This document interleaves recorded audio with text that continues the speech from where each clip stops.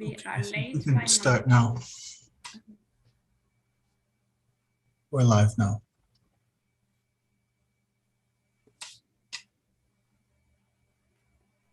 Hello everyone, and welcome to our 14th event on astronomy on tap Köln. Okay, we lost one of our members.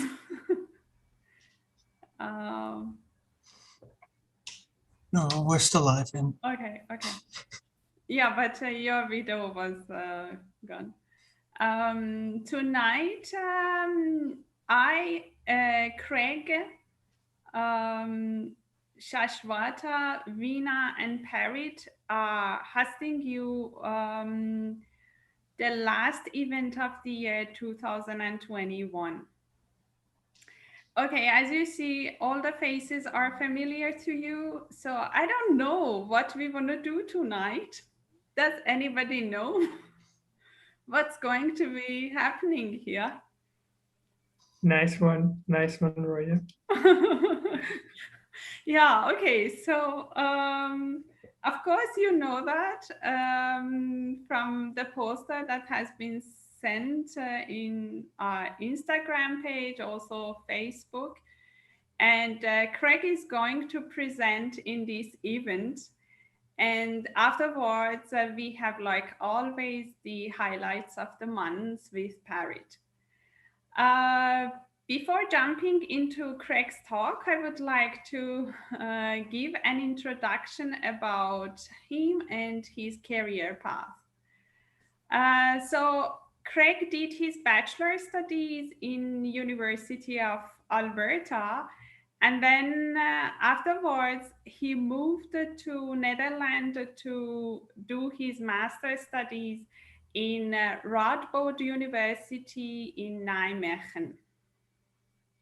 Actually, I was thinking he did not change his place only to explore the world, but also exploring the different topics, because he changed from studying of giant molecular clouds in his bachelor to evolution of stars in his master.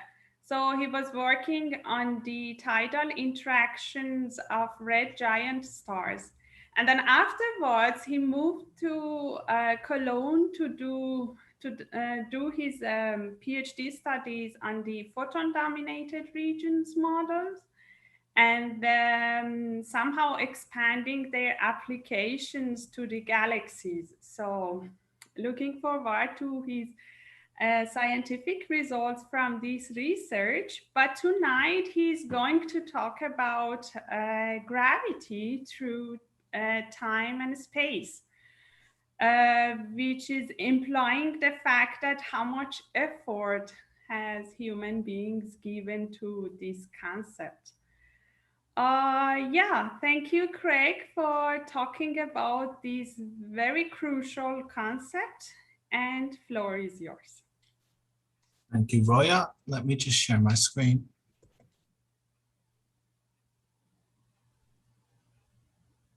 Cool. So you should see it. Yes. There. So I'll be talking, as Roya has said, about gravity throughout time and space, and giving an overview of how we have developed our gravitational theory. So starting, we will go with, Aristotle, in the Aristotle perspective in his book Physics, or I guess it was more of a tome, many different series in the book, but from 400 BCE. And he had this model for the universe, the cosmos, of many solid spherical shells. And so Earth was at the center, and then different spheres for different planets or different, well, there was a moon and the sun. And the Earth sphere was split into the 4 elements: earth, air, fire, and water. And these celestial spheres for the planets and for the moon is composed of some element he called ether, the fifth element. And then bodies and just how things move on Earth, they would either move in their natural motion, which is just to go back to their natural state, or they would have an unnatural motion if you were to impart some force on it. If you were to throw a rock or something like that, that would be an unnatural motion. And bodies that fall to the natural state, this motion is due to gravitas, the root word for gravity. But crucially, larger objects fell faster than smaller objects, or they accelerated faster than smaller objects, which is not the case now. But since Aristotle, I mean, in Europe, I mean, there was a bit of a dark age, Middle Ages, but there were developments in other countries. And so this theory of impetus, this theory is applied to projectile motion. So not gravity per se, but it has to do with gravity due to how far you can throw something or how far you can project something. So in this theory by John Philoponus, you would throw an object, or you would send an object with a certain inclination, and then it would travel for a certain amount of time before the inclination, it just depended on the amount of time, and then it would just fall straight down. So you can see this in this graphic here depicted. So you would throw it, and then it would change its inclination a bit, and then it would just drop straight down. And then it was expanded upon in 11th century by Abu Ali Sina, who said that the inclination determines how far the projectile goes. So this inclination is always going to be changing, and it's not until this inclination is spent that the object falls down, which is a bit more correct. And then Alberini suggested that these laws of gravity do not exist solely on Earth, but on other celestial objects as well, like the moon or on Venus or Mars. And this is something that was neglected by, or just not even suggested by, the previous philosophers. And crucially, I'll come back to this point in a bit, but Abu Ali Sina also suggested that light must have a speed, which was not well accepted at the time. And beyond this, there was Galileo in the 16th century, working in Pisa, and you would know him well for his observational techniques, the Galilean moons, and he has worked also on relativity, but crucially he rejected the Aristotle point of view on gravity, and specifically the rate at which things fall. And since he is in Pisa, I don't know if this is just a thought experiment or if it actually happened, but it would make sense if he's a professor in physics that he would go to the Leaning Tower of Pisa to demonstrate that different sized objects will fall at the same rate. So we'd go to the top of the tower and drop two objects, and then they would reach the ground at the same time, which is a common experiment done even in classrooms today, and different variations of it. But this experiment, at least at this time, was also done in Delft in the Netherlands by Simon Steven and Jan Cornet de Groot. Crucially, that they also claimed that ocean tides had to do with the moon, and it had some connection to the moon, the influence of the moon. And since there was no general theory of gravity at the time, this is quite profound. After this, there's Kepler, and if you study orbital mechanics, then Kepler is always the starting point. So he was an assistant to Tycho Brahe, and Tycho Brahe was known for making very accurate stellar observations observe the stars and their positions and track them throughout the year. And Kepler had developed many theories based on these observations. To start with, he kept a little bit with the Aristotle point of view, trying to explain orbits using Platonic solids. So a Platonic solid is a solid made from the same shape. So, for example, for Mercury here, this is all triangles. And same for Mars, but with different shapes. And he tried to explain the orbits with this. So there would be solid spheres on either side of this shape. And within this wire diagram that you see in the graphic here, that's where the planet would be orbiting. But he rejected it because it did not agree with the observations that he made with Tycho Brahe. So he eventually came upon this theory, his theory of planetary motion, which is that planets orbit in elliptical patterns around a center of mass. The center of mass would be at one of these two focal points in the orbit, in the ellipse. And yeah, due to the motion around this focal point, when the object is closer to this focal point, then it moves more quickly. And when it's further away, it moves slowly. And the way that this was represented is that in equal amounts of time, this delta t here, then the mass would sweep out the same area in this ellipse. And he used this to develop a short relation between the size of the ellipse and the period or the amount of time that it takes this mass to go around.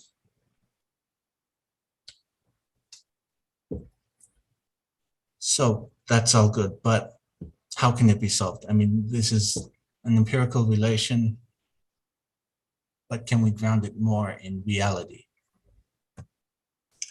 That's where Newton came in. And so Newton agreed with these relations from Kepler, but then in his Principia Mathematica, he created a more robust theory of gravity, or just the theory of force in general. This force is mass times acceleration. And to apply this to gravity, gravity would be the acceleration, the gravitational acceleration. And this was very useful because he could actually give a theoretical basis, and he could solve for the Keplerian orbits and solve for these ellipsoids.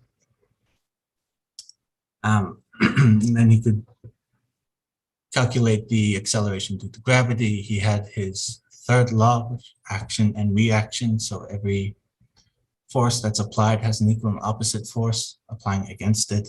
And this has profound impact on the rest of physics. And crucially, this gravitational constant that he derived that makes calculating gravity with the acceleration due to gravity due to the two masses and the distance between them, this constant exists everywhere. It's called the strong equivalence principle, that it doesn't matter on the position or the velocity that an object is moving, but this is always in effect.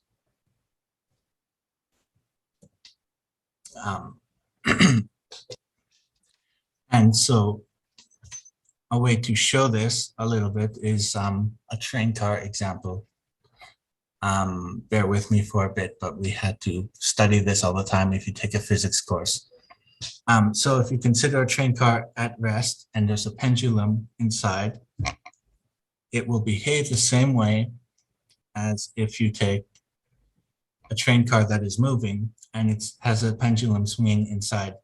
It will be the same oscillating frequency, same amount of time that it takes for the pendulum to swing back and forth. And these are equivalent as long as there's uniform velocity or uniform speed, the same speed. It's not changing its speed. If it changes its speed, then it will be accelerating and it feels a different force. But this is generally what relativity is. And converting between the physics in each of these reference frames is called the Galilean transformation, because Galileo had first worked on this relativity principle. And these frames, these non-accelerating frames, the one at rest and the one at a constant speed, these are called inertial. And so this was successful in explaining planetary orbits and the mechanics of how things work. And it has lasted for hundreds of years. But there is an issue. If you calculate or if you observe the orbit of Mercury very precisely, then you will see that its orbit kind of precesses, it turns around the sun. And so this shouldn't happen. If there was just the Newtonian mechanics, you should just have a single ellipse, and this shouldn't be changing.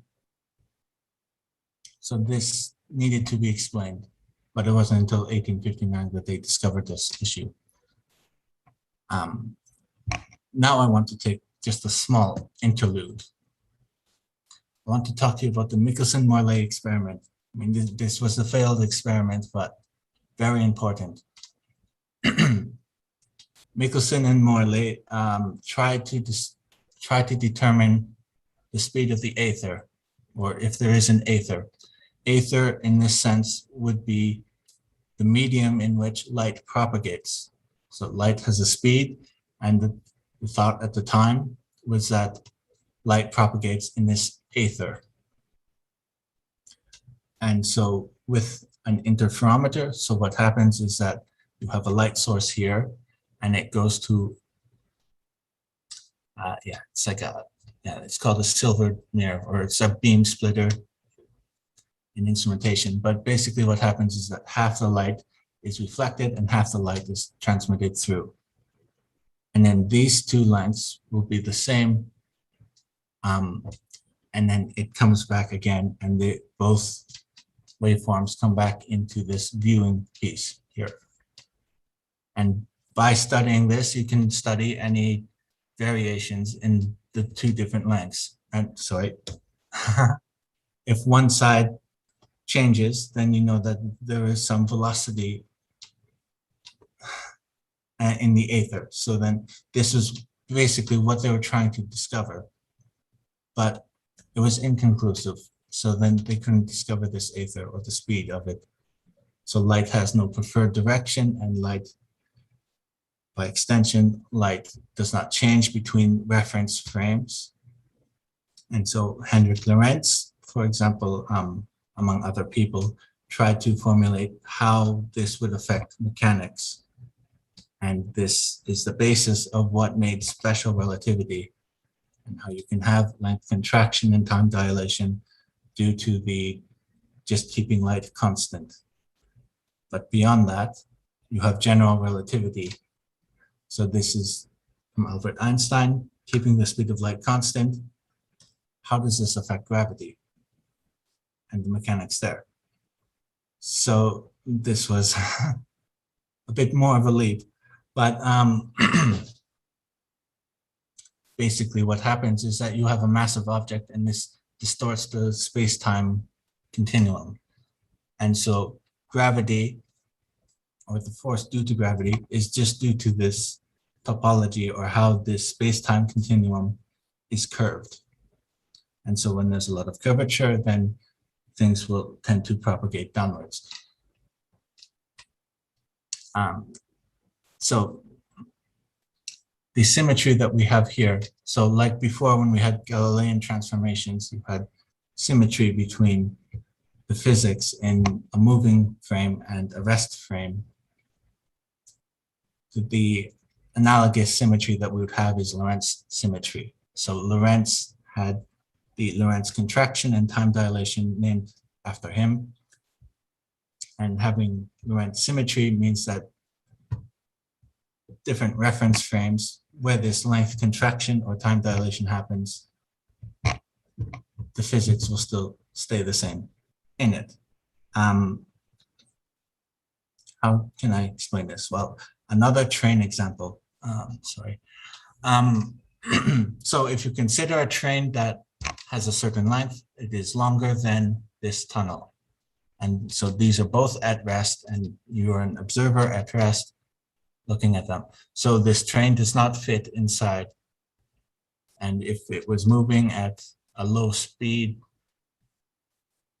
say 100 kilometers an hour, if you had light that would flash down from each of these endpoints, then it would hit the train.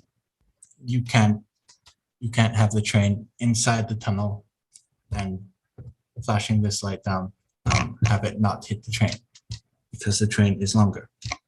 However, if you are still an observer at rest looking at this tunnel, which is also at rest, but this train is moving through close to the speed of light, at 80% the speed of light, then it is contracting its length because it is moving so fast, and these Lorentz contraction, it is smaller than the length of the tunnel. So now you can have light that is flashed down on either side and it won't hit the train.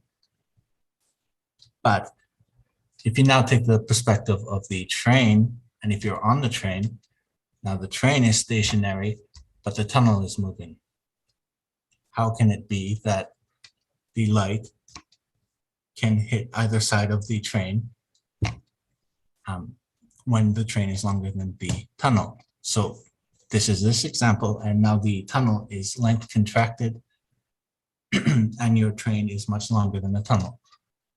So what happens in this frame is that the events, the simultaneous events of light coming down on the bottom of these two ends is no longer simultaneous. So you will first have a flash of light here before the train reaches the front of the train, and then the train will pass through the tunnel, and then you will have the last flash of light. And this is pretty much how different Lorentz frames work. Can be very confusing, and especially when you have to solve a lot of problems for this in bachelor degree, but you get used to it. But this is a Lorentz symmetry, and this is how we say that all physics is Lorentz invariant, given our understanding so far. So what use does this have? Well, due to the length contraction, due to the large mass of the sun, let's say, then you can have this small shifting of the orbit of Mercury. And now this can be explained quite well. There's also a double pulsar or double neutron star, a binary system, and the change of its orbital period that has been well fitted. And this was actually the first confirmation of the general theory of relativity.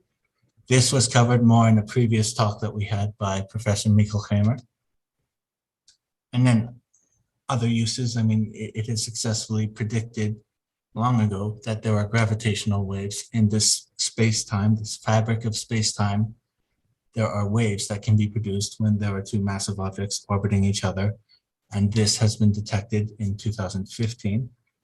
And this gives the theoretical basis for why light can travel around a black hole, and you can actually detect the shadow of a black hole and what this should look like in this EHT image.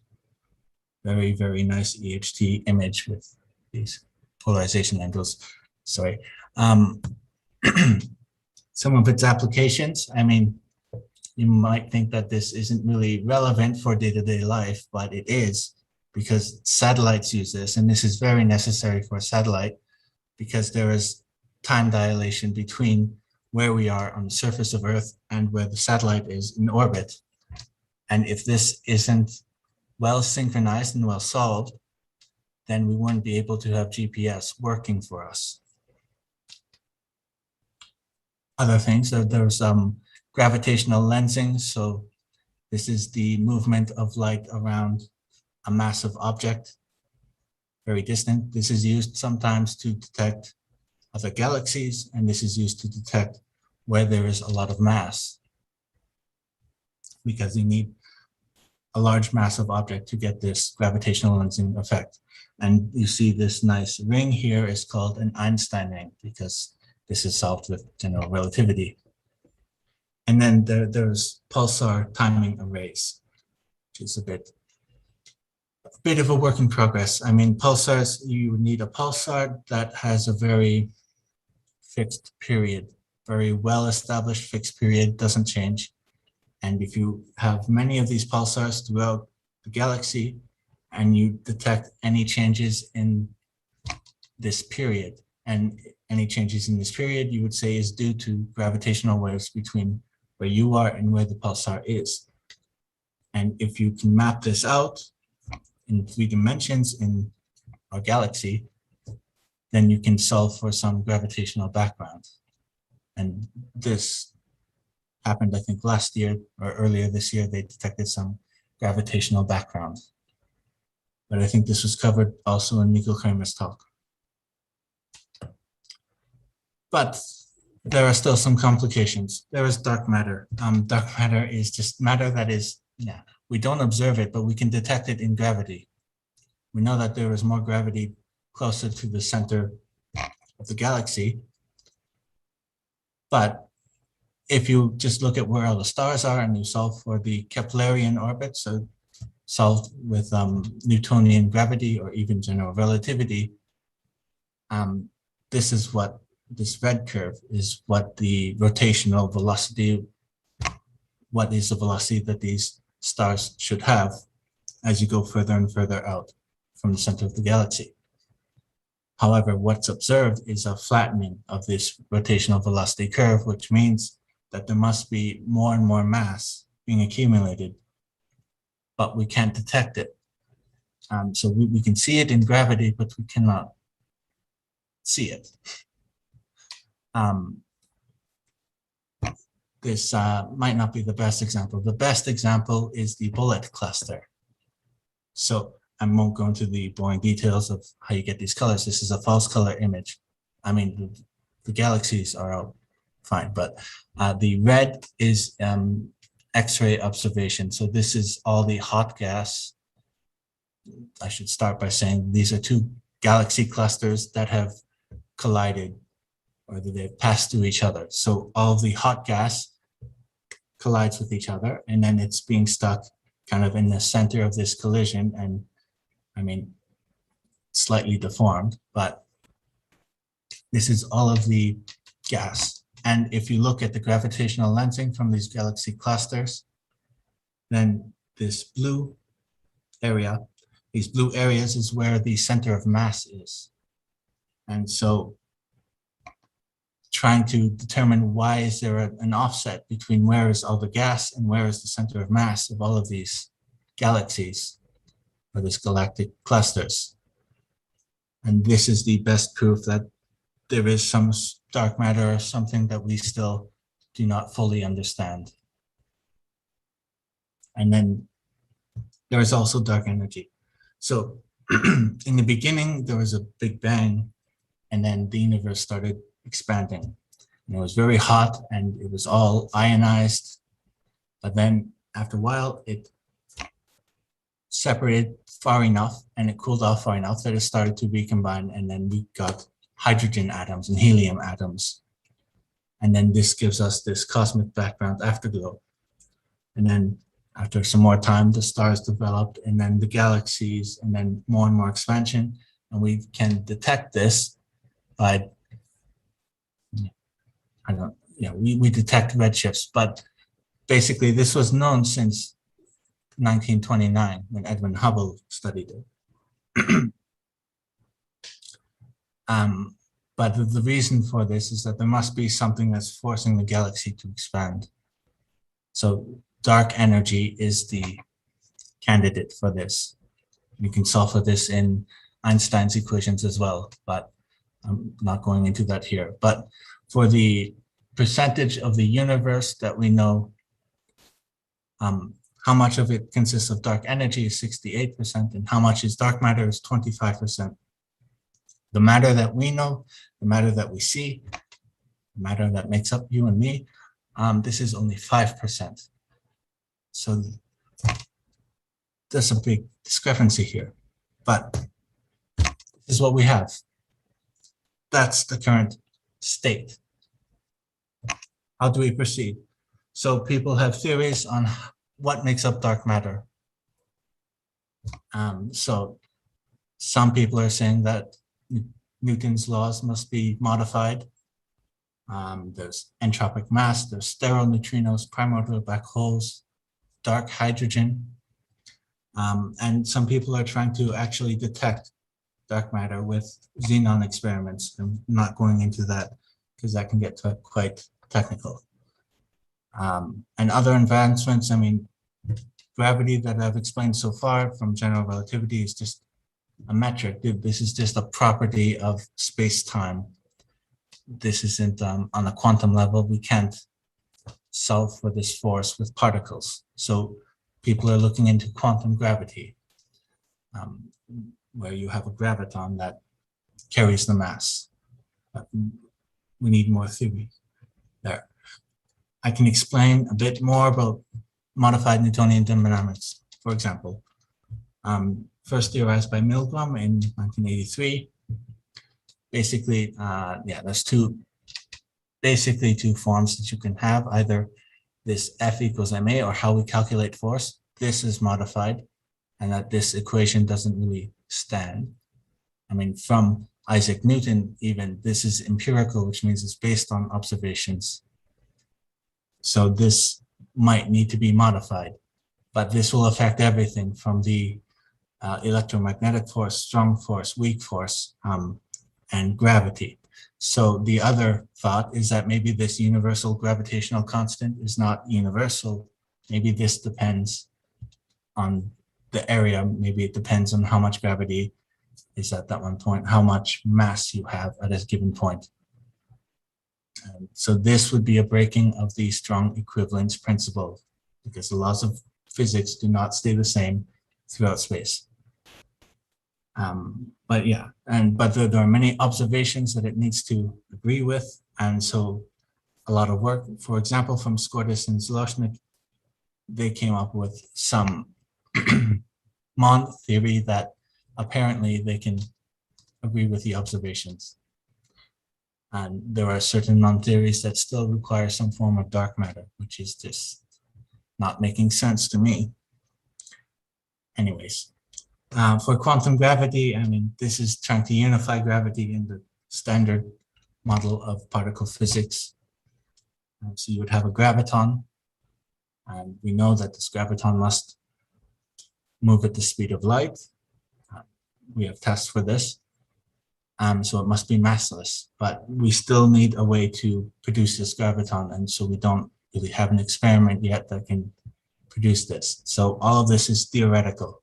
So for example, in string theory, if you consider each particle to be a small string on like the particle length scale. So when we see it, it just looks like a dot. It looks like a particle. But this string will have a vibrational mode that can produce the graviton. Or there's this ghost condensate theory in quantum field theory. This is a bit confusing, but an example of a ghost condensate would be a photon. A photon, when you solve for the electromagnetic force, you have some vector field that you need to use that is four-dimensional. But light only has two different polarizations, so it has two additional dimensions that are pretty much meaningless from a physical point of view, but it makes the math work out. So that is essentially what a ghost condensate is. So there's an idea that this ghost condensate can exist. And anyways, both of these, from string theory and the ghost condensate, this requires some form of breaking Lorentz symmetry, and this produces a graviton, or produces some expectation value, which in particle physics is just saying that it produces a particle. And this approach is still being tested with quantum computers. I think I'm talking a bit too long, so my apologies, but we are done now. So here's a timeline that I have. Yeah, if you take nothing else away, then I don't know. I hope that you learned something. I would say I hope that you've learned at least how to demonstrate that objects fall at the same rate, because this can be quite a nice experiment. But I've told you about the ancient theories. I've told you about these projectile motion and Keplerian orbits and how Einstein derived his theory and what is about to go on. What is the current development in physics for gravity? Because this is a puzzle that's still not solved. It's, as a physicist, I would say it's a bit disconcerting to me that there is dark matter and there's dark energy that we cannot detect. So this is an issue that we need to detect something. We'll need to come up with some clever experiment to detect it. And so that's what they're doing with Xenon. But yeah, I'm not going into that right now. Anyways, that's all for my presentation. Please comment what is your favorite theory? Or what do you want to be the theory going forward? Thank you.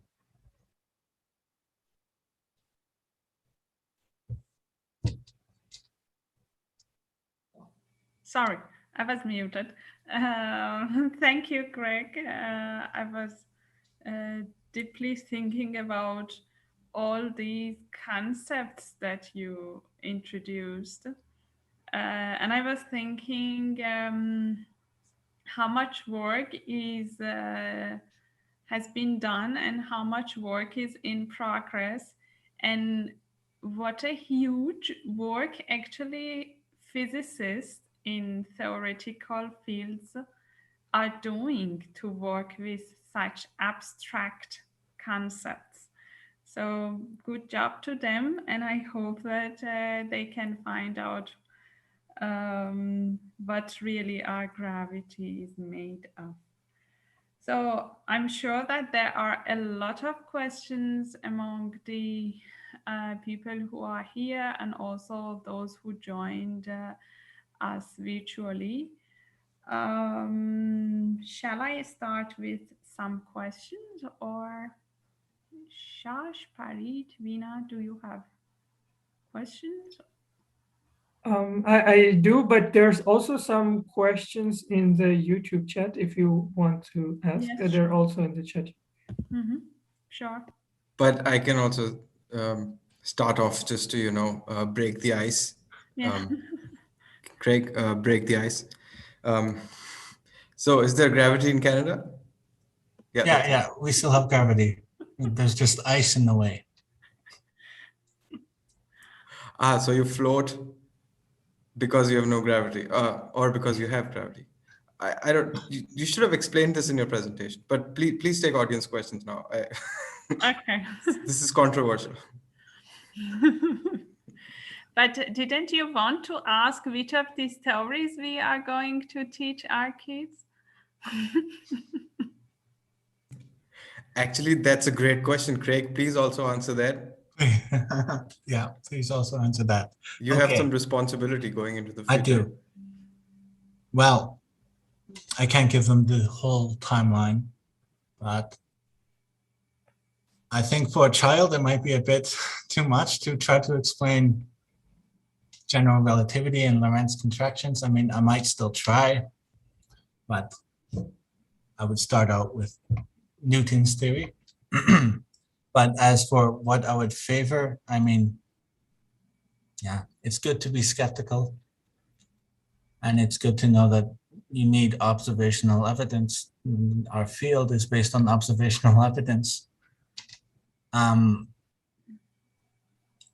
I don't know. I like Mond theory, modified Newtonian dynamics, just because I don't like that there's dark matter. But yeah, maybe Xenon will be successful. But yeah, so I didn't explain Xenon experiments, but so it started out with 15 tons of xenon in this experiment, and then it went to 100 65 tons, sorry, kilograms, 15 kilograms, 165 kilograms, went to 3 tons, and now it's at 8 tons, and they keep increasing the amount of xenon in the experiment, and they're trying to discover dark matter, but still nothing has come out. Exciting, but did you just say in the middle that you will perform gravity experiments on your kids? Yeah, on the Leaning Tower of Pisa. No. On the Leaning Tower of Pizza? No. Sorry, please. Yeah, I am confused, Craig. I need to talk to you about this. Yeah. Okay, so maybe we can then continue with the questions we received from our audience. The first question is by Astro Fusika. I hope I'm pronouncing the name correctly. So he has written, "Great talk, Craig. One question. Why are the measuring devices in the case where the tunnel is moving and the train stands still shooting light at different times?" Yeah. So what happens is that you have a coupling between space and time. So because you have length contraction, this is moving out of the spatial dimension and it's going into time. So now you cannot look at both ends of the tunnel or both ends of the train and have that to be simultaneous. At best, you can be an observer in the middle, so then you would have to observe an event a certain length of away, and then another certain length away, which would technically be equal. But these events cannot be simultaneous. So then there is a length contraction that is moved into the time domain. So then you first see the light here, and then because this happens afterwards, after you pass through, then this is split up in time just because that's where the length of the tunnel went into the time domain. I hope that explained it. Sorry if it was too confusing. Yeah, so maybe we can ask if it was not convincing, you can continue asking in the YouTube chat. And by that, I may continue with the second question from Joseph Tomasi, who asked a very interesting question, actually. How does the fabric of space-time know where a massive object is so that it can bend? What information is sent out by matter for space-time to know where and how much to bend? That is a really good question. Yes. Yeah, I mean, it's hard to explain this without going into the mathematics, because basically you represent mass as a tensor field, and this tensor field affects the space-time, the fabric of space-time, the Riemannian manifold that you have.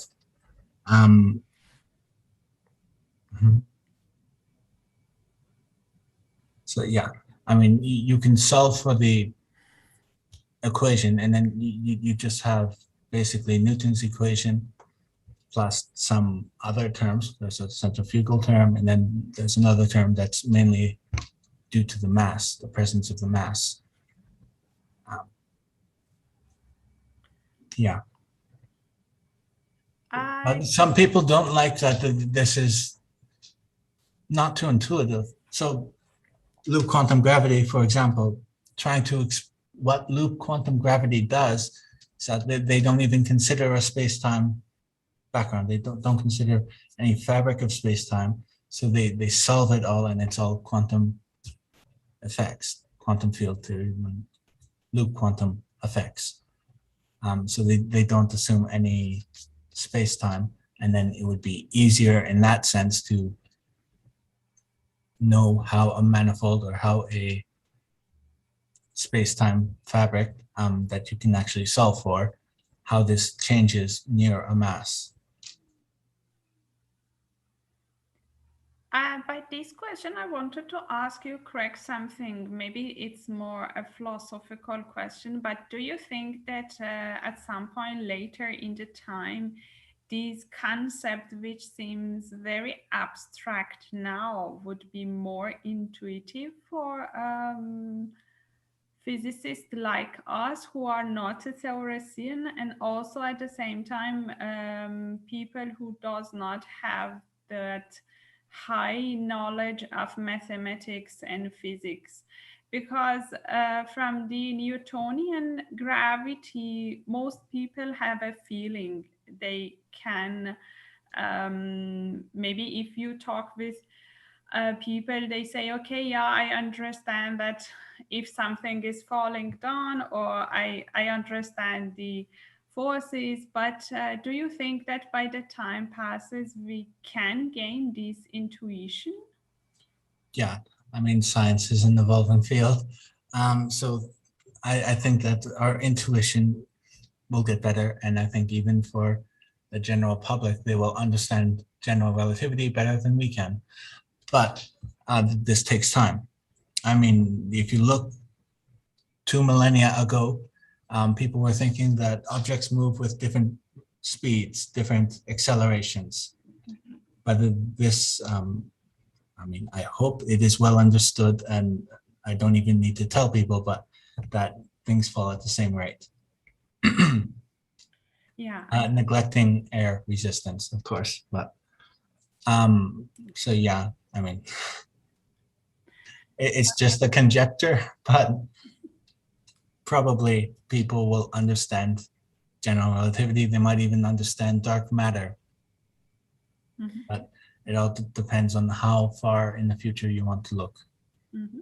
In 5 years, I really doubt anyone would know general relativity better than us. I would hope that physicists understand general relativity a bit more, or at least be able to answer some questions about the coupling of mass in the space-time continuum. Okay. Craig, sorry, Craig, you're being really optimistic, and I like that, because what I remember from before studying gravity was something like an answer to this question: why is space-time curved? Was space-time is not, so space is not curved. It's actually inhomogeneous in a non-linear fashion. Non-linear. Yes, which is really easy to understand if I reflect back. Yes, so that's why I hope one day it will be really. Sorry, but I'm trying to be more optimistic. Yes, It's a public event, which I like. Yeah, that's good. But at least I conclude that. Oh, sorry, Shash. I just wanted to say that onto your question, Roy, I once had a very interesting discussion with a physicist whose opinion was that the reason why we find things like relativity or quantum mechanics unintuitive is that it's not embedded in our everyday language. So if in 50, 100 years, the language changes to accommodate these kinds of phenomena, and if we have words for these things, and it will be like, it won't be non-intuitive anymore. I don't agree with it, but I just thought this was an interesting point to bring up. Yeah. right? And with some of the popular culture, I mean, people are getting more of an intuition for what is general relativity and what is difference in simultaneity in different reference frames. So that's why I wanted to take this presentation a bit further. I wanted to say what's next. What can we do with gravity? But yeah, things are always evolving. I think what's next is a really nice rap song about gravity, which we should make soon. Otherwise, we cannot get it into popular culture. But I myself was thinking maybe the other reason that these concepts are not still that intuitive, beside the fact that Craig was mentioning, okay, first physicists should understand this better to somehow facilitate for people to understand it.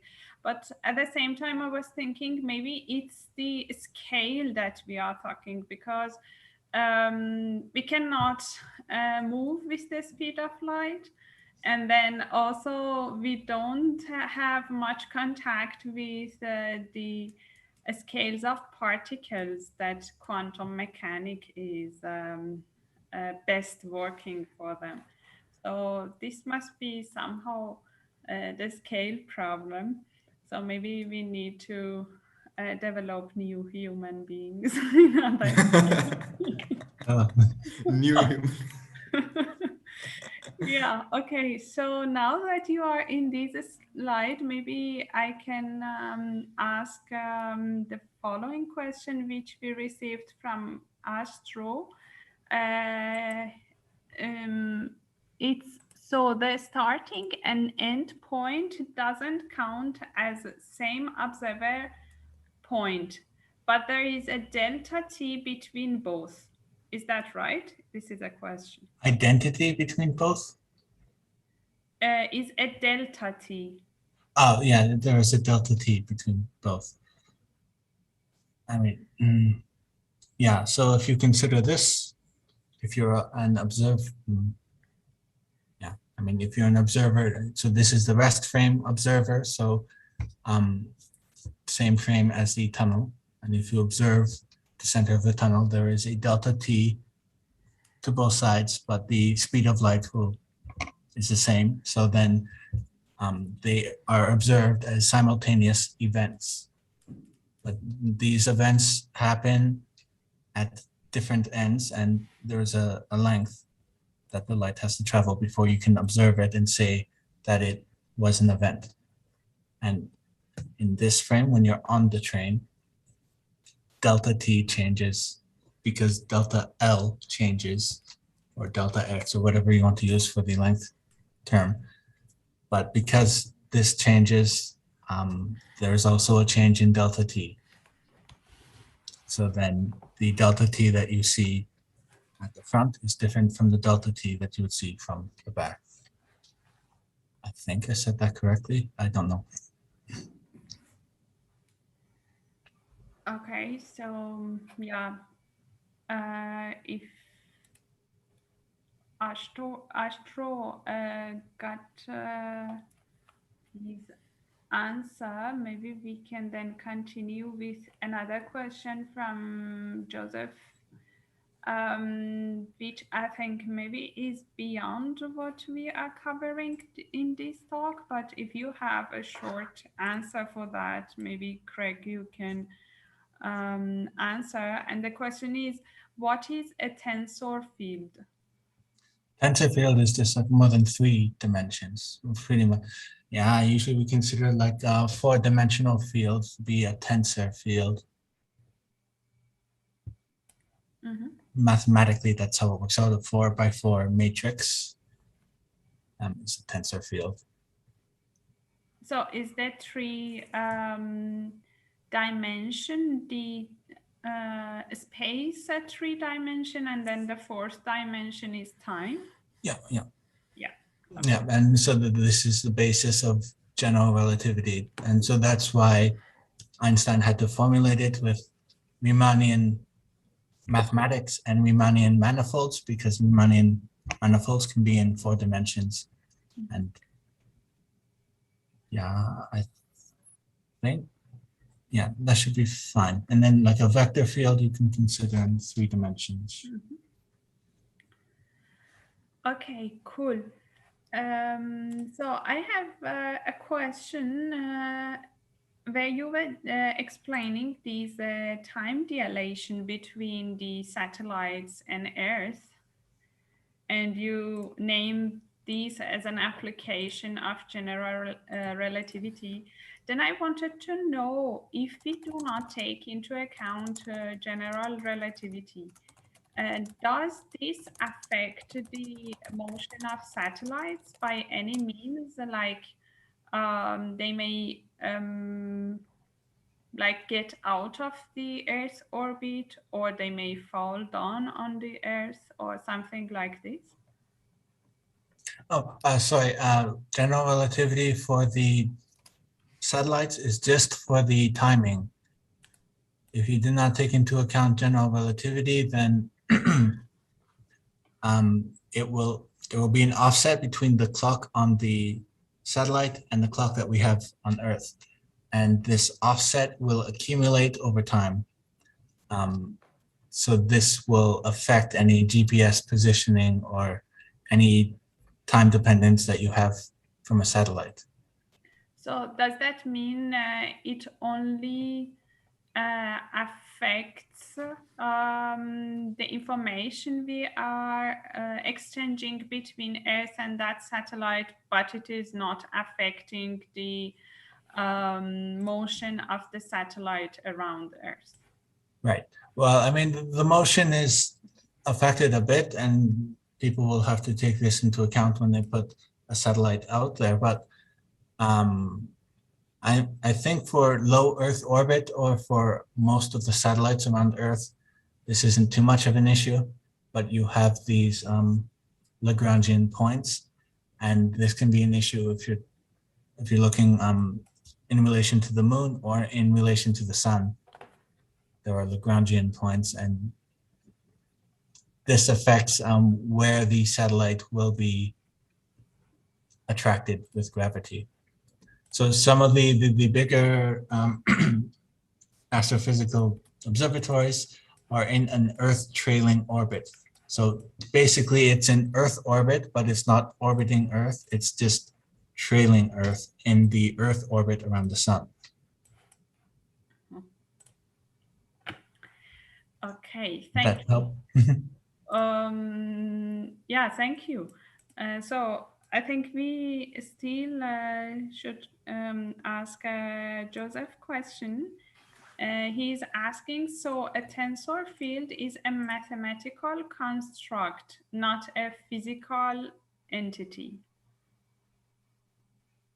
Yeah, well, vector fields are also a mathematical construct, or if you just consider a vector as a mathematical construct, it's just how we can relate math to our physical world. And so when you have these ghost condensates, this is when you have imaginary dimensions to explain the physical phenomena. So yeah, you have this tensor to say what a photon is or how a photon interacts, but a photon can only have two different polarizations, two different vectors, two dimensions that it can explain it, but we put it in 4 dimensions to work out the math. And so this is not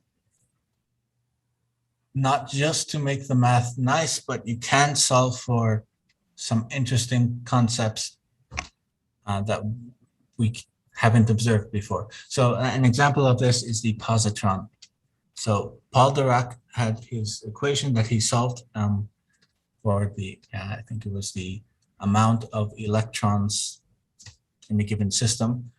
And he also had a negative solution, or like a negative electron. And this was the mathematical motivation for the existence of a positron, which is an anti-electron, so to speak, an anti-particle for an electron. And this was later discovered, and it was discovered to be actually existing, and this is in our standard model now, that each particle can have an antiparticle. And so this was a mathematical motivation to search for this particle. So it's not always just some theoretical construct.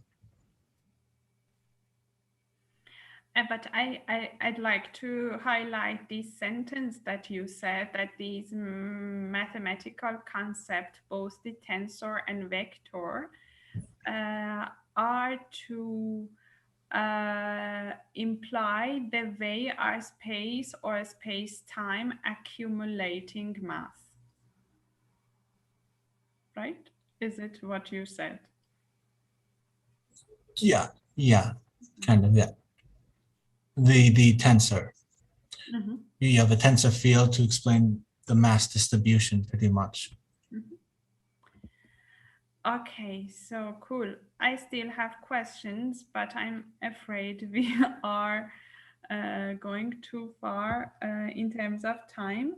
So I will maybe a couple more. Shash and Parit and Veena, if you have any question, You can ask and then Harry. Yeah, go on. No, sorry. I was saying maybe we can still have a couple more questions. That's it. I think Shash has a good question. Yeah. Okay. Well, I don't know if it's a good question. I have rather a dumb question, Craig. So, you know, I go back to the beginning when you said that, you know, Galileo threw these two things from the Pisa's tower and they fell at the same time. And it was like, look, Aristotle is wrong. And how come for the 2000 years before that, nobody did that? And what do you think? That's a good question. Maybe people were just taking it for granted that the Aristotle perspective was correct. But I mean, then you have the Middle Ages in Europe, so then not so much science was done in Europe until the Enlightenment with Galileo. But you have developments in other countries, and so like, yeah, I don't know if they've done an actual gravitational experiment, or at least I don't remember hearing about one. Maybe in Turkey, they had a nice tower there. But they were mainly studying projectile motion, or at least from what I read so far. I don't know why nobody has done this experiment. I mean, it seems like a simple experiment. Yeah, true, right? But, you know. Or yeah, do you know of somebody that I forgot to include? No, I can't remember. I imagine they did so many projectile experiments to see how, you know, cannons and other weapons would work. So probably that's why they did that stuff. But yeah. Okay. Veena, do you also have? Yeah, I do have a question. Though Craig already mentioned he's not gonna explain in detail, but I'm just curious about this Xenon experiment about the dark matter thing. Yeah. So yeah. So why this Xenon is so special for this one, and why not any other element in the periodic table? I think it had to do with the properties of xenon, that you have a well-defined electron drift. So that you have the liquid xenon, and you also have an ionized region of xenon, and so there's a magnetic field or an electric field applied. So then this ionizes some of the xenon, and then there's an electron drift, and it's trying to detect the collisions of these electrons or the other ions with particles. And then I don't know why they chose xenon over other things. I am very sorry. I mean, I prepared extra slides, but not on xenon, because this could get too technical. But dark hydrogen, sterile neutrinos, and entropic mass. I mean, I have extra slides on those. Not also sterile neutrinos? The sterile neutrinos? You want to know about them? Yeah, if that doesn't take that much, it would be interesting. Sterile neutrinos. So, okay, so this is handedness in the standard model. So just think of your hands, mere opposites of each other. You cannot place your right hand where your left hand is and then have it occupy the same space or anything like this, because they're mere symmetry. Technically, this is what is being obeyed, or what was thought to be obeyed until the neutrino experiment in the 50s. So chirality is how we would define handedness for neutrinos. And this is the relation between the spin vector and the momentum vector of the neutrino. These can either be parallel or anti-parallel. And so the only neutrinos that we can observe are left-handed. So if we say that is the spin and momentum are parallel, then we do not detect the right-handed neutrinos. So there's a thought that right-handed neutrinos are dark matter, and it only interacts with gravity. So neutrinos are coupled to the weak force, so they interact very minimally with gravity, but they interact mainly with the weak force. So because we can only detect left-handed neutrinos, then we say the weak force violates this parity or this handedness symmetry. So the thought, and this is one of the things I like about it, is that there are right-handed neutrinos, but it only interacts with gravity. And so it's a bit strange to me to think of a neutrino that doesn't interact with the weak force. But another thought is that this originates from a mirror universe. So if you have a Big Bang and our time goes forward, but there's a mirror universe whose time goes in the other direction. So this means that there is some time symmetry that must also be obeyed. And it's from neutrinos, or maybe even antineutrinos, from this mirror universe that we can detect in our universe. And this is what causes these right-handed neutrinos. This is a very abstract theoretical result. And there's always experiments to look for these right-handed neutrinos, but nothing has been successful so far. I mean, yes, it is abstract, but what is not abstract is how do neutrinos smell like, Craig? You must know after all of this explanation. I know you didn't prepare an extra slide for that, but no, I didn't. I'm sorry. People want to know, Craig. I should have known that you would ask that question, but everybody's asking that question, Craig. Neutrino. Look at Roya. I can't see. She's been waiting to ask this for 1 hour. Yeah, actually, but the thing is that the question that Joseph asked that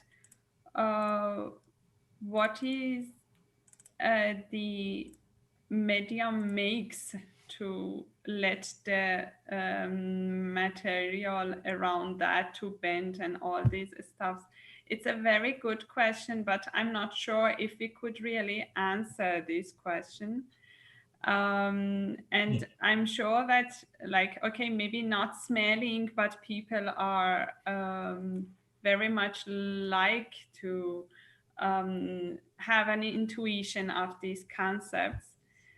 Joseph continued asking, he understands that tensor fields are explaining gravity, but he's asking exactly what physical entity is transmitted by matter to cause a reaction in space-time. So I'm not sure if we can answer this question, but it's kind of I think this can be answered by comparing it with electric and magnetic fields. Electric and magnetic fields are just a property of particles. They're not something that separates that is separate from the particle, right? I mean, we can measure them separately and we can talk about them separately, but they're not this. I mean, if a particle has magnetic, field around it, it's because of the properties of the particle itself. Similarly, in gravity, we can talk of gravitational fields and of space-time as a property of what we have as in matter. So that matter bends space-time. For us right now, I think the best answer is that it's simply the property of matter that bends space-time.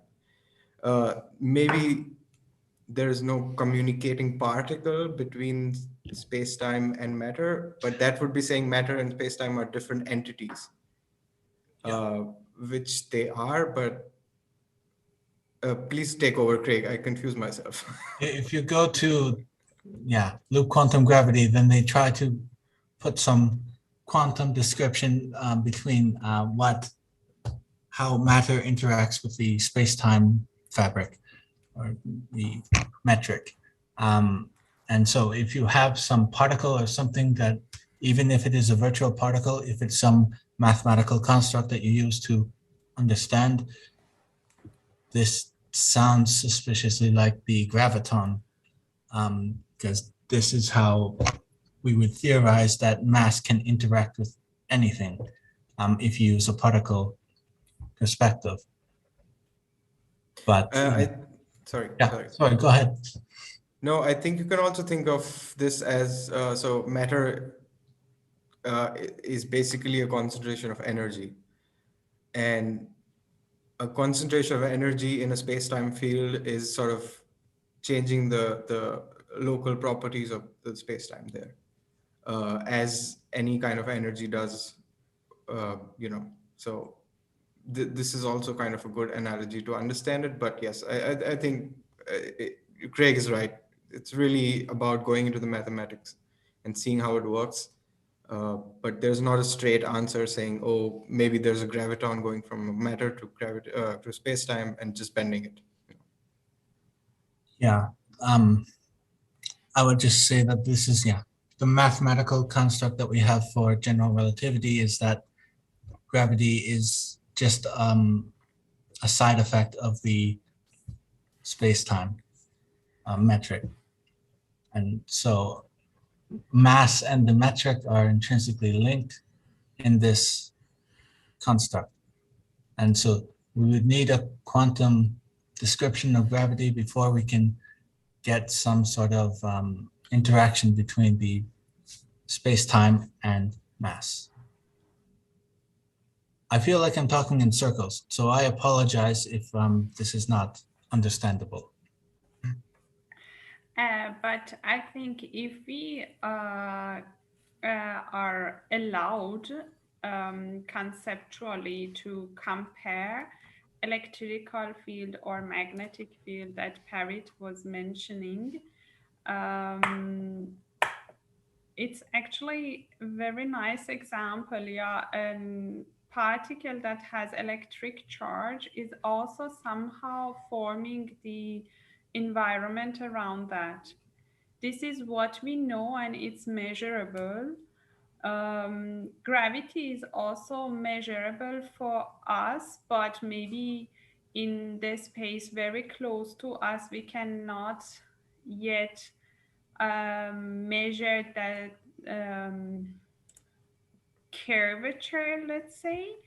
But again, maybe this is the problem of scale, or maybe this is the problem of not having instruments to be able to detect the curvature we have in the scales on the Earth. So I think we are pretty much close to answering these questions. It must not necessarily be an entity which is sending out by the particles to form the surrounding environment or bend the space-time. It must be its feature which is acting like this. Yeah, and a very important point to make here is, as also Craig explained, that what Einstein did after Newton's gravity was to sort of graduate gravity from Newton's theory to his own theory, was that the understanding we have, intuitive understanding of fields as separate from, like, so fields that originate from a particle or something that is matter, and then that matter interacts with other forms of matter through that field. This picture was something that was basically quashed, because this is very intuitive. We also talked about gravitational fields and how the force between two particles is mediated by the gravitational field. But this is exactly what Einstein said is kind of wrong. It became more about geometry rather than about this communication through particles or communication through photons. And also what's important to understand is that when we talk about bending of space-time and we use easy English words like these, it is to basically put a picture of the phenomena in the human mind, which helps you to understand maybe what inhomogeneity in space-time could mean mathematically, or non-linearity, right? These are things that are manifested, or we understand them in the form of bending, but it's not exactly bending as we understand it. One other thing that from general relativity, we have an equivalency between a mass and an energy. So every mass at rest has an energy. And if you give it some momentum, then this mass changes because it gets more kinetic energy. Another way to think of gravity is kind of a representation of this energy. I want to show this slide because if you look at this double pulsar, or not double pulsar, but double neutron star pulsar binary system, two compact objects that are very, very dense, that are orbiting each other. And it was observed to slowly dissipate its orbit. Not that it's getting closer, but it's slowing down and it's losing some of its orbital energy. And the reason for this dissipation is because it's giving off gravitational waves. So you can look at gravity or this bending of space-time as requiring some energy. So it's just kind of like a representation of energy. I forgot, Craig, did you already talk about the stress energy tensor? No, that is stressing me out. Yes, I didn't want to go into that too much, no. Yeah, I mean, we shouldn't, but I'm sorry, it does get a bit more mathematical and I apologize for that, but I was hoping that you could find what part of the presentation you can enjoy, something that you learn, and then people who know more math would enjoy more of the math. But I didn't want to get too heavy into all of the mathematics and showing the cosmological constant in Einstein's field equations, which is very important and very, yeah, this is what gives you the dark energy, and this is how you solve for the expansion of the universe and different universes in cosmology. But I didn't want to go into all this. Okay, so Joseph has appreciated all the answers we gave, and then he believes or he thinks that it seems our understanding is not complete about gravity. I mean, our understanding of gravity. And I would say, for myself at least, it's absolutely correct. I don't know how about physicists. I would say that my understanding of gravity is not completely accurate. Yeah. But what I presented today should be accurate enough. There are some things I simplified that might have lost some information, so I apologize. Yeah. Thank you, Craig, for taking such a controversial topic. And I think with that, maybe it's a good time to start with our astronomical highlights. I'll stop sharing. Yeah, thank you. All right. Actually, I'm still thinking about this question, and this one more point, just Joseph, to make you a bit more happier. I will give you another wrong explanation. This stress energy tensor could be your answer because that basically says in English, which is my understanding. Again, it's wrong. Saying this is kind of a tensor that tells you how much pressure is exerted by the mass on the surrounding geometry of space-time, right? So you can think of it as, so if you think in that way, you don't need particles interacting with both these things anymore. If it's simply exerting pressure on the space-time and causing inhomogeneities in the geometry of space-time, then you could have such bending. But yeah, please read some good books to confirm that. And yeah. That sounds like a better explanation, but at least there are some keywords and you can search online and you can find resources to learn more. Yes. Yeah. I don't know any off the top of my head which one to suggest. But... Okay, so I will try to share my screen, which is tricky right now because I don't know what's wrong with my screen. Well, let's see.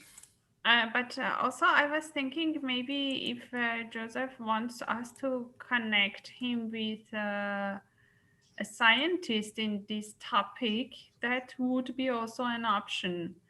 If the answers or the research on the internet was not convincing, yeah, maybe you can contact us. I think you can find the email of each of us, and then we can connect you. This is an option. Okay, Farid, All you right. continue. I think you can see also your faces on the screen now since I'm sharing your faces. No, I'm no, not sure what you see. no. What we see is these exciting astro news this month. Ah, that's it. Okay. In that case, please keep your mics open. Yeah. There has to be discussion as a rule. Okay. After all this, this was seriously serious nerd chatter. And I mean, gravity, like Craig, end of the year, man. Come on. But something to think about. It's a very brave move to talk about this topic and, you know, enlighten people about it, and also to spark some nice, interesting discussion. Thank you, Craig. Anyway, but still, you can now forget Craig's question of what your favorite theory of gravity is, because you know that. Now, stop taking my audience. Okay. Yeah. So, have you ever tried to talk about the weather with an astronomer? Well, you can try that sometime, because I'm really interested to know in comments how your conversation was about real weather as opposed to like space weather, because space weather is also a thing, and an astronomer will probably not tell you much. Um, so I suggest our 7 regular viewers to consult a space physics expert instead. Yes, space physics is yet another separate field of study, and similarly, the sun has many different kinds of explosions happening on its very interesting surface. You might want to think that the sun itself is a big explosion. So what are you talking about? No. There are a lot of different explosions on the sun, and two of which are called coronal mass ejections and solar flares, which are not the same. It is also highlighted in the slide in bold. If you don't understand it, it is not the same. Solar flares and coronal mass ejections are completely different things. CMEs, as you see here, CMEs are large expulsions of plasma and magnetic fields from the sun's corona. So that's the outer layer of the sun, right? And they can eject billions of tons of coronal material and carry an embedded magnetic field that is stronger than the background solar wind strength. Solar wind is also what is ejected by the sun, which is more regular all the time. These CMEs travel outward from the sun at really large speeds. So sometimes it's as small as 250 kilometers per second, really slow. And sometimes it's as fast as 3,000 kilometers per second. But the fastest CMEs can reach the Earth in 15 to 18 hours. That's all it takes. Now you must be thinking, oh, but I thought the distance, so the time light takes from the sun to Earth is like 8 minutes. Well, exactly, that's what I told you. That is a solar flare, not a CME. A CME is made up of particles and magnetic fields also, but mostly particles. So the consequences of these CMEs are that they may affect people's daily lives, cause voltage irregularities in the electrical grid, trigger false alarms, or disrupt the GPS system, because it's the burst of magnetic field that comes with it basically can disrupt all of our electrical and magnetic instruments and devices, right? But not all is bad. Okay, before I talk more, I would like to show you the recently recorded coronal mass ejection. Second time. So you see it's a big burst of material just moving away from the sun, right? Well, the fun part is that these CMEs cause auroras, which Craig knows what it is, since he's seen lots of them. And auroras are really rarely found in continental, well, low latitude Europe, where we are, but they are pretty common in the northern and southern polar areas. But you can also see this time, let's go further. Yeah. This is also a really nice animation of this coronal mass ejection. So you can see on top, there's the sun, and you can see this CME originating from it. These other waves you see around the sun are also CMEs, but this CME this time, oh, okay, this is an old CME, but what you can see here is that this is from 2017. Something similar happened this week, which is the week of Halloween and Diwali, depending on where you are. These CMEs can disrupt the normally emitting CMEs from the sun and just basically consume all of them, right? And then you would see some really nice animations in the sky if you're in the right place. The interesting part is that these animations, auroras, were pushed as far as Scotland, which is not that north for auroras to happen.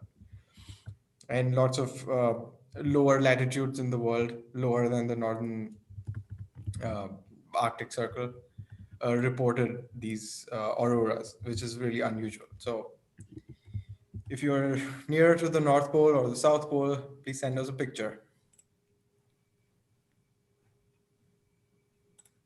Okay, some planetary science bulletin. Planets are always exciting.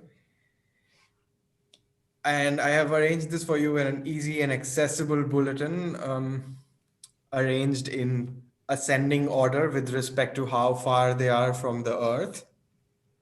But also because I don't want to talk about them too much, so like one slide is enough. It's just funky planets everywhere, so they also like get too much footage anyway. Okay, but let's start. The first thing you see here is Bepi Colombo's image of Mercury. So the European-Japanese Bepi Colombo spacecraft last month sent back its first images of Mercury as it swung by the solar system's innermost planet.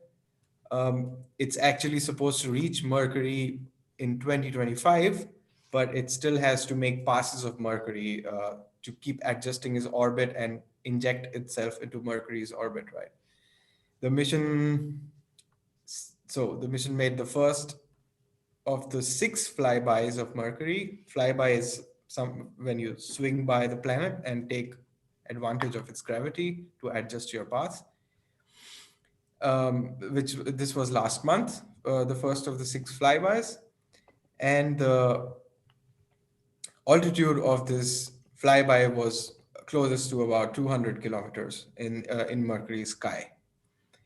And this was, the image you see was the first low resolution black and white photo that this spacecraft took before zipping off again into space. And next time it comes back to stay, I mean, this is just one of the 6 flybys, as I said, but once it comes to stay at Mercury, the images will be taken by a better camera, which is much more high resolution, maybe also color, I'm not sure. But definitely you won't see all this extra stuff, like this stuff obstructing the image, making it uncool and taking space from Mercury, which it deserves.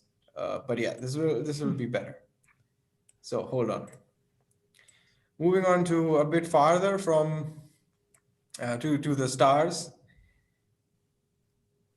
ALMA, the big Atacama Large Millimeter Array in Chile, was used to recently analyze dust rings around 3 stars. Now you see here, this planetary, so this planetary system here is basically protostellar. That means it's still forming. And there are 3 stars in the circle here, in the blue circle, smaller circle in between. So, and you also see that there is this gap around this smaller circle, and there's a bigger circle, the second level, and there's the outermost circle, right? This second and third outermost circles, they are supposed to be one single ring, but they're not. There is a gap in between them. So what is that? That people suspect it could be a planet, something like Jupiter sized, or we basically don't know yet. But what they theorize is this could be a planet, and the system is found in the region called GW Orionis, which is in the Orion constellation. And it could be anything. They modeled this right now. This is the result from modeling, and people are trying to observe better and see what exactly is. But if it's a planet orbiting 3 stars, please forget about Star Wars, for God's sake. Our third and farthest phenomena recently discovered is, well, a planet again, since we're talking about planets. Well, there could be a possible detection of the first planet outside the Milky Way. Wow, this is never. I mean, we knew that Milky Way has a lot of, planets just lying around, doing nothing, and sometimes also doing stuff like life. But this is completely different. And if this is confirmed, it will be named a very exciting name. Wait for it. Oh, actually, Roya, can you guess what it will be named? What would you like to name it? Extragalactic planet. Yeah. If I have this covered, maybe I will name it Roya Planet. Oh. Don't we all need a planet to our own name, right? So we can go there when we are angry with our partners or something. Yeah, but I was trying to get it's in which galaxy, or is it in the intergalactic medium? M51. That would be really interesting to have it in the intergalactic medium. That would be like a pirate planet. Yeah, rogue planet. That would be nice. Yeah. Yeah, But because I'm saying this because there is an effort to find or to look for a star forming in the outer skirts of galaxies. So why not? Then maybe there would be also planets there. And if we go further out, maybe some planets also out there. so many planets, just raining planets. Oh my God. But anyway, the exciting name of this planet will be M51-ULS-1b. Almost That's guessed it. I thought Ultra-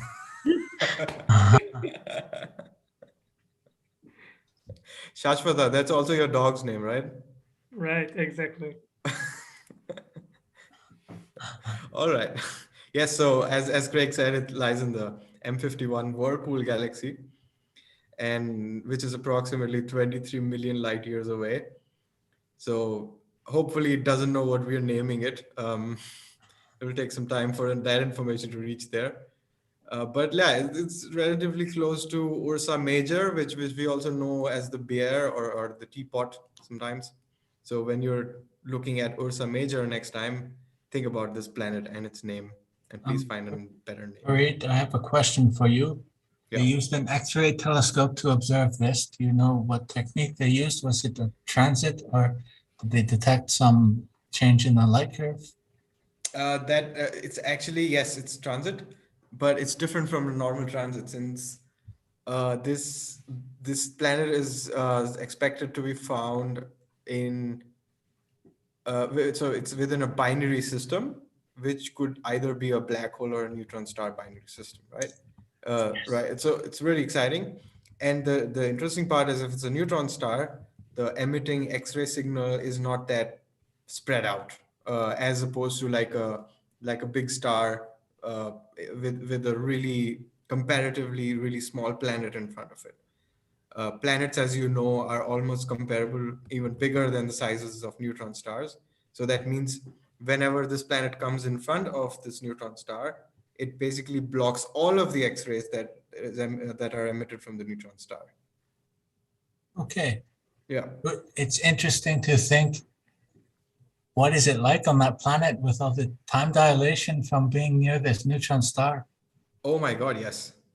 We didn't even talk Watch about that. Interstellar. Yeah. Interstellar 2, you mean? Exactly. Interstellar Neutron 2. star edition. And yeah, I mean, people are also thinking maybe it's just another star blocking the X-rays and boring possibilities like that. But thankfully, there is also ageism in astronomy. So people are also saying that this system is a bit too young for a binary system blocking stars blocking each other or something. So yes, let's hope this is a star. This is a planet. Interestingly, we always find these new frontier planets around objects like neutron stars, which was also the first planet that we found ever. Neutron stars are great. Yeah. Have you looked at how this object was a candidate for such an observation? Was it an accident that they found this, or? That would be really interesting to know. Yes, I would guess that they would probably be observing a neutron star or this binary system, but since they found this sort of dip in the, like basically just blanking off, I would think there would be like two pulsations. Neutron stars pulse anyway, if they are pulsars. If you detect that, that would be interesting, since this would be a pulsation that would be on that pulsation, but it's also sort of a different pulsation because I think pulsars do not emit X-rays, they emit radio waves. Okay, no, okay, sorry. Answer is, I don't know what the scenario was, but it's really interesting to imagine how you just find a planet around a binary system which you don't even know is made up of a black hole, a bunch of black holes, or a bunch of neutron stars. Yeah. Good question. Anything accidental will be like, to me, it seems really unlikely because, to get this kind of very sensitive observation to get a planet, you cannot serendipitously discover it, right? I mean, you need those kind of sensitive observations. Maybe they have not looked for like obvious planets, but something of that sensitive observation they have carried out. And yeah, so I don't know what exactly, but not accidental. That is what my feeling is. They must have seen some kind of signature or something. Yeah, I also expected, but interesting. Usually, for example, also the first planet, extrasolar planet discovered in '94, I think, was also discovered not because of they were looking for a planet, but because of a gravitational anomaly that the neutron star had. So maybe they were looking for a gravitational anomaly in a binary system, and instead they, chose to observe it through an X-ray observatory, which in this case was a Chandra observatory. And then they found that, oh, wow, that's getting blocked. Why is there a transit happening in a neutron star binary system? I would think about that. I think about these things a lot. I'm sure you guys Good do. for you, Parith.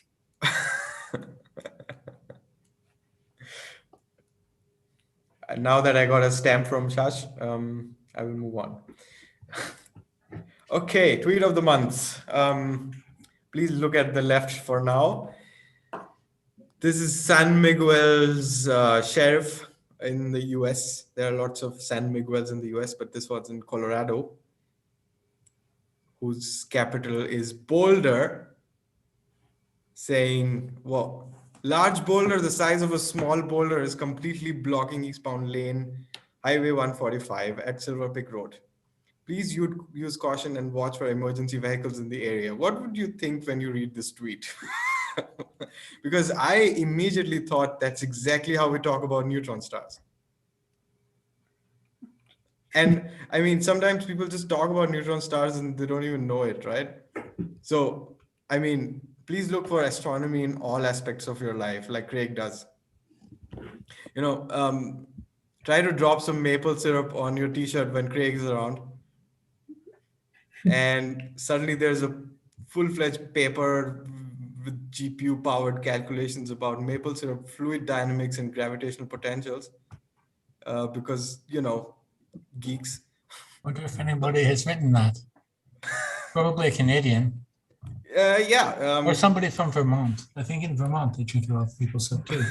No, I think, Craig, this is a purely Canadian endeavor, and you should take it up. I think you already have secretly.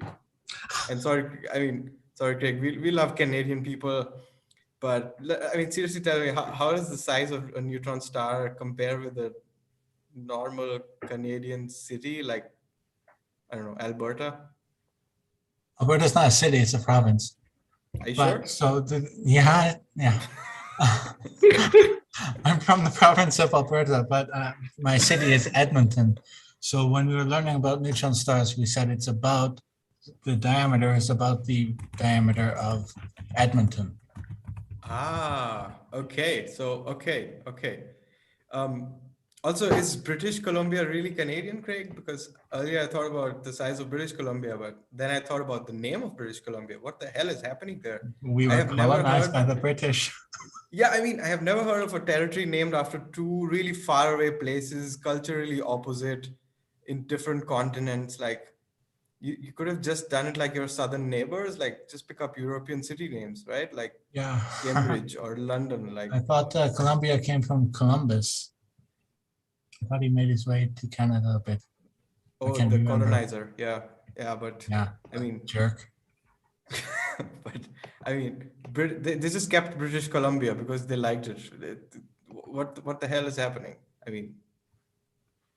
I have no idea.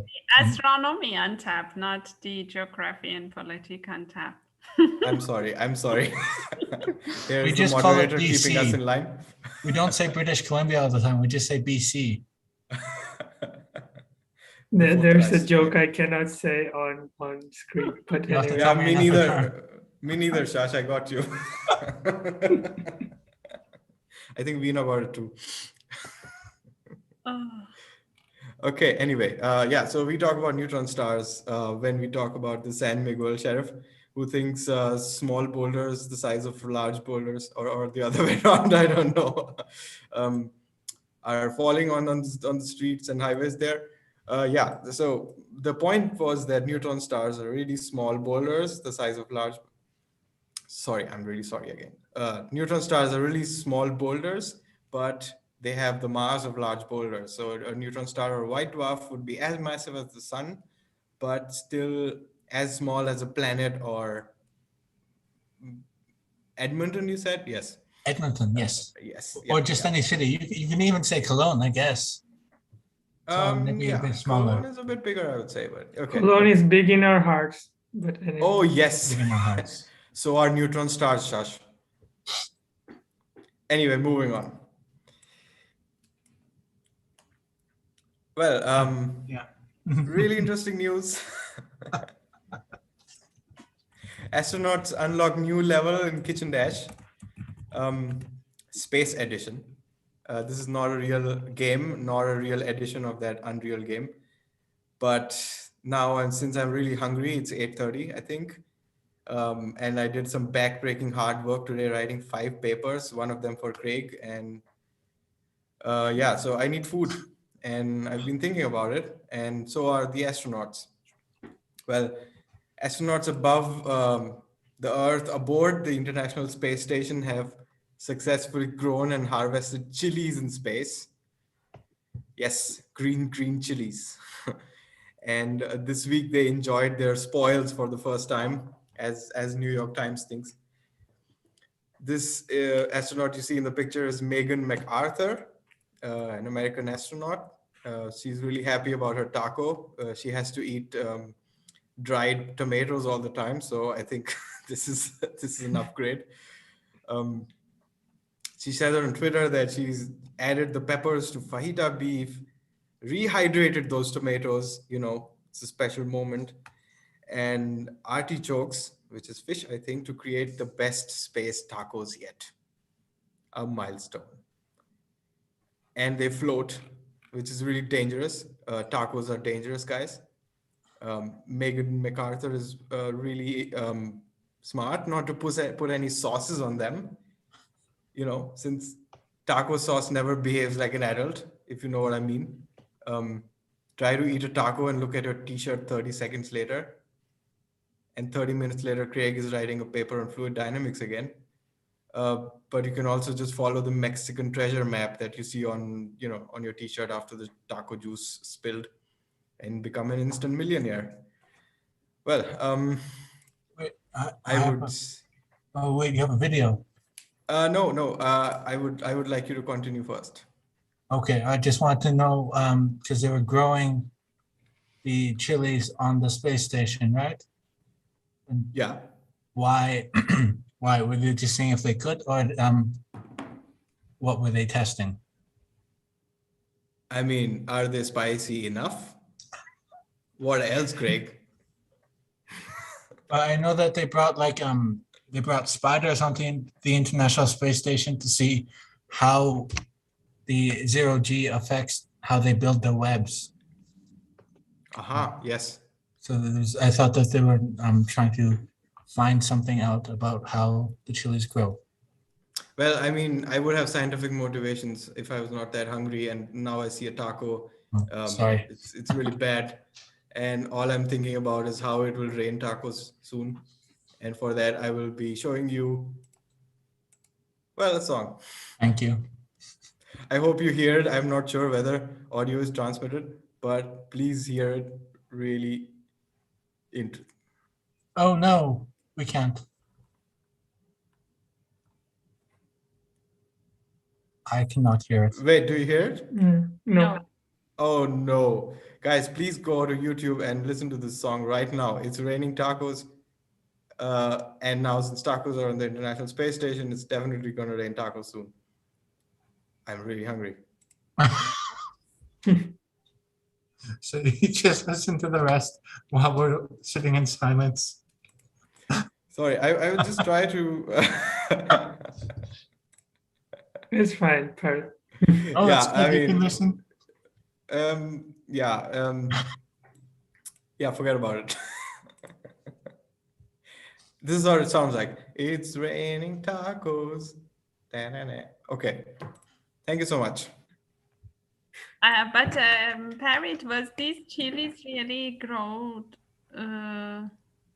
They are grown there in the space, or with these new astronauts who came to the space, this has been sent? No, it's really grown in space. Okay. They have this, I saw the tweets, and there's a really beautiful picture of like 4 or 5 beautiful green chilies, and there are leaves in the background, and the chilies seem really happy. So I think that they were really grown there, yes. Okay. And Yeah, not I just know brown. that a couple of experiments is going on, but I wanted to make sure that it was real. Okay. Right. Okay, so I think we are at the end of our last event of this year. And thanks for accompanying us during the last events and also the whole year of 2021. And at the same time, I would like to appreciate all the efforts that especially Craig gave to keep AoT Koeln running. So Thank you for your posters. We yeah. wouldn't have viewers if you didn't make it attractive to view it. Yeah. Okay, so stay tuned for our next events and hopefully with new and fresh members for our astronomy Untitled Cologne. And yeah, see you soon. Bye. And new and fresh tacos. Bye. Oh, wait, that's not.